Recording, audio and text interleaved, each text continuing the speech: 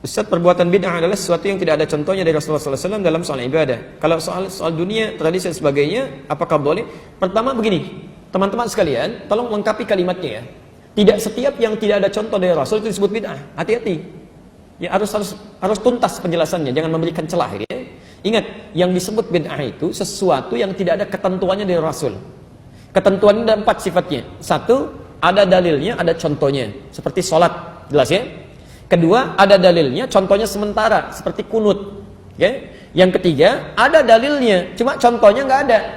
Awas, hati-hati. Jadi tidak setiap yang tidak ada contohnya itu disebut bid'ah. Sepanjang ada dalilnya, walaupun tidak ada contoh, sepanjang Nabi mengisyarat untuk mengerjakan itu boleh. Boleh, karena tidak setiap yang disampaikan Nabi, beliau contohkan kalau dalam kondisi tertentu. Ya, misal, saya beri contoh misalnya, tahiyatul masjid. Ya, tahiyatul masjid. Tayyib. Nabi selama hidupnya itu tidak pernah tahiyatul masjid. Tidak pakai tidak pernah tahiyatul masjid. Dia baik. Kenapa? Karena rumah Nabi di masjid. Jelas ya? Rumah Nabi di masjid. Wa baiti huna, dan rumahku di sini kata Nabi. Karena itu beliau selalu sholat di dalam rumahnya, begitu iqamat baru keluar jadi imam. Jelas ya? Tapi Nabi katakan pada Sulaik al-Qatafani ketika beliau masuk ke Masjid An-Nabawi ya, dalam keadaan dia bisa salat terlebih dahulu, kemudian dia langsung duduk. Maka kata Nabi dikatakan, "Idza dakhala ahadukum al-masjid fala yajlis hatta yusalli rak'atain." Kalau Anda masuk ke masjid dalam suasana yang santai, tenang, ingin i'tikaf duduk, maka jangan langsung duduk kecuali salat 2 rakaat terlebih dahulu. Jelas sampai sini? Nabi sendiri tidak mempraktikkan itu karena kondisinya memang tidak memungkinkan. Jelas ya? Yang kedua yang lebih dahsyat adalah, maaf, Anda zakat pakai apa? Beras, kan? Uang. Nabi nggak pernah zakat pakai beras. Silakan tunjukkan pada saya. Satu hadis saja yang menunjukkan Nabi pernah zakat pakai beras. Jangankan hadis sahih, di hadis palsu pun nggak akan ada.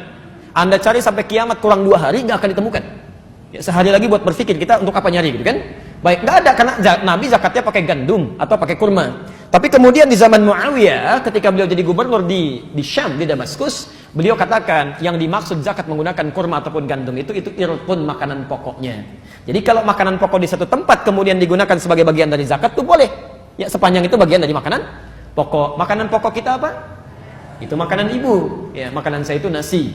Beras itu makanan pokok bagi hewan yang bertembolok. Ya, ayam itu makanan pokoknya beras. Tapi nasi sumbernya dari beras, boleh menjadi bagian dari zakatnya. Tapi contoh dari Nabi tidak ada. Jadi tidak setiap yang nggak ada contohnya itu disebut dengan bid'ah. Jelas ya?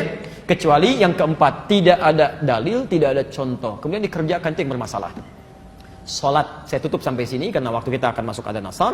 Salat takbir sampai bersedekap. An-Nasai nomor hadis 886 sampai 889. Nabi katakan angkat sejajar dengan bahu, Al-Bukhari 715, angkat sejajar dengan daun telinga, An-Nasai 1101, kemudian langsung letakkan telapak tangan yang kanan di punggung yang kiri, letakkan di dada.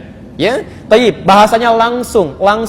Contohnya jelas, dalilnya jelas. Anda melakukan kegiatan misal diangkat, tiba-tiba nggak enak kiri dulu, mungkin enaknya kanan dulu, masukkan kanan, angkat tutup begini.